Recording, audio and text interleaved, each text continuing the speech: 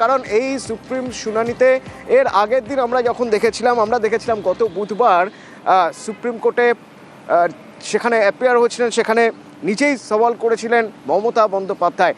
এ বিষয়ে বলতে হবে যে এসআইআর নিয়ে ঠিক প্রতিবাদ কতটা চড়া হতে পারে তা দেখিয়ে দিলেন মমতা বন্দ্যোপাধ্যায়। কিভাবে না, তিনটে পথ, ত্রিমুখী লড়াই বলা যেতে পারে। প্রথমত দেখা গেল গত সপ্তাহে রাজধানীর রাজপথে প্রতিবাদ, দ্বিতীয়ত দেখা গেল কমিশনের অফিসে গিয়ে সেখানে মুখ্য নির্বাচন কমিশনার তার সঙ্গে বৈঠক, আরেকটা হলো আইনগত পথ। সেই আইনের পথেও প্রতিবাদ বা বলা যেতে পারে লড়াই মমতা বন্দ্যোপাধ্যায়। দেখুন, এটা খুব স্যাড। সকাল থেকে বঙ্গভবন এবং আমাদের দুটো বঙ্গভবনে সেন্ট্রাল পুলিশ, দিল্লি পুলিশ দিয়ে ভর্তি করে দিয়েছে। And if they challenge like this, then they do not know we are danger than anybody else because we born and brought up from the struggle. हम भी चाहते हैं उसका इम्पीचमेंट हो। नंबर हमारा नहीं है, लेकिन इम्पीचमेंट भी हो सकता है ना। Why after 24 years? What was the hurry to do it? What it takes 2 years? Only within 3 months. Bengal is targeted, sir. Sir, you tell me why not Assam? Sir, why not Assam? হাতিয়ার SIR, রাজধানীতে গিয়ে ত্রিমুখী লড়াইয়ে মমতা বন্দ্যোপাধ্যায়। কখনো রাজধানীর রাজপথে, কখনো নির্বাচন কমিশনের অফিসে, কখনো আবার সুপ্রিম কোর্টে সওয়াল। 2011 সালে পশ্চিমবঙ্গে ক্ষমতায় আসে তৃণমূল, বিরোধী নেত্রী থেকে মুখ্যমন্ত্রী হন মমতা বন্দ্যোপাধ্যায়। 15 বছর পর গত সোমবার ফের বিরোধী নেত্রীর মেজাজে দেখা গিয়েছে তাকে, তবে অন্য মাটিতে, বাংলায় নয়, দিল্লিতে।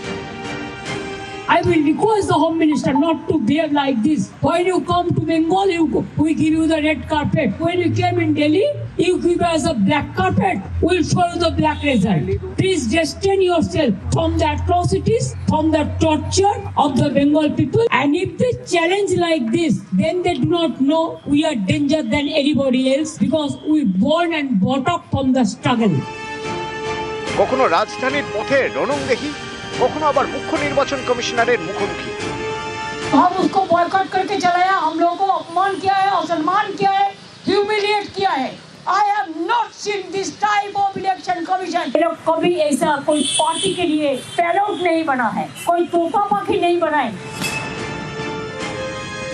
हम भी चाहते हैं उसका इम्पीचमेंट हो। नंबर हमारा नहीं है, लेकिन इम्पीचमेंट भी हो सकता है ना। प्रोविजन तो है, रिकॉर्ड तो हो जाएगा। हम लोग तो जब कोई पब्लिक इंटरेस्ट में होता है, हम सब इकट्ठा होकर ही काम करते हैं। এরপর বুধবার একেবারে সুপ্রিম কোর্টে সওয়াল। With my humble regards, I convey my great regards, and I will just tell, save democracy. Please protect the people's rights. Supreme কোর্টে করা মামলায় একাধিক আবেদন জানান মমতা বন্দ্যোপাধ্যায়।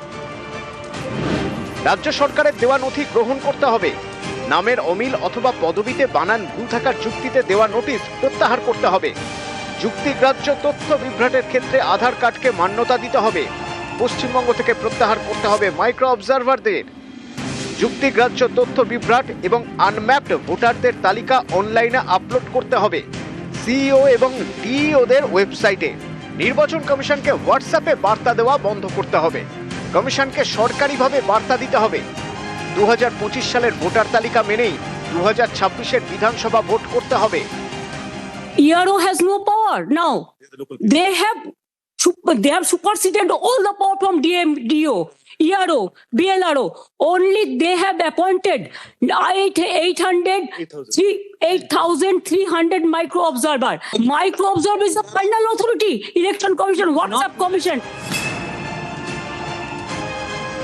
পর্যবেক্ষকদের মতে এদিন সুপ্রিম কোর্টে সওয়াল করে মমতা একাধিক বার্তা দেওয়ার চেষ্টা করলেন।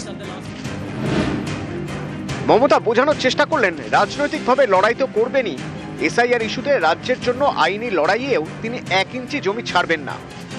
কোনো রাজনৈতিক নেতাকে গ্রাসরুট থেকে শুরু করে অ্যাপেক্স কোর্ট পর্যন্ত এসে লড়াই করা মানুষের হয়ে আমি অন্তত দেখিনি। হ্যাঁ, আমরা খুবই আনন্দিত। মানুষ একটা আশ্রয় চায়, আর যিনি আশ্রয়দাতা হন তাকে মানুষ আঁকড়ে থাকে। মমতা ব্যানার্জি সেই মানুষ যাকে বাংলার মানুষ আঁকড়ে রেখেছে, এই কারণেই আঁকড়ে রেখেছে। ভারতের ইতিহাসে প্রথম কোনো মুখ্যমন্ত্রী সুপ্রিম কোর্টে সওয়াল করলেন এদিন সারা দেশের নজর কেড়েছেন মমতা বন্দ্যোপাধ্যায়।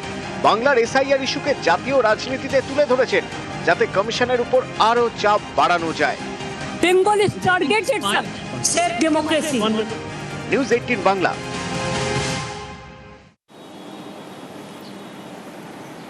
ত্রিপুরার প্রাক্তন মুখ্যমন্ত্রী মানিক সরকার এসআইআর নিয়ে যেভাবে প্রতিবাদ করছেন, যেভাবে লড়াই করছেন মমতা বন্দ্যোপাধ্যায়, তার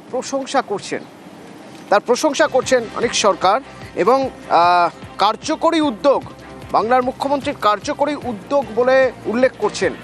তার এই বক্তব্যকে প্রাসঙ্গিক করেই, বা বলা যেতে পারে তার এই মন্তব্যকে হাতিয়ার করেই এ রাজ্যের বাম নেতাদের কটাক্ষ কুণাল ঘোষের।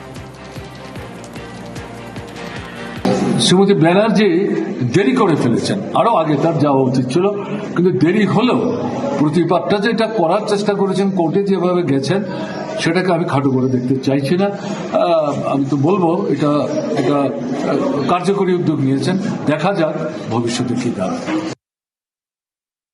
একদিকে ত্রিপুরার বর্ষীয়ান নেতা মানিক সরকার প্রশংসা করছেন, আর ত্রিপুরার বামফ্রন্ট সরকারের তৎকালীন অ্যাডভোকেট জেনারেল বিকাশ ভট্টাচার্য তিনি বাংলায় দাঁড়িয়ে কুৎসা করছেন। এবার বুঝে নিন। আর মানিক সরকার তিনি বলছেন মমতা বন্দ্যোপাধ্যায় অত্যন্ত ভালো লড়াই দিয়েছেন মানুষের স্বার্থে, এবং আলিমুদ্দিন স্ট্রিটের উচিত মানিক সরকারের কাছ থেকে বিষয়টা শিখে নেয়া।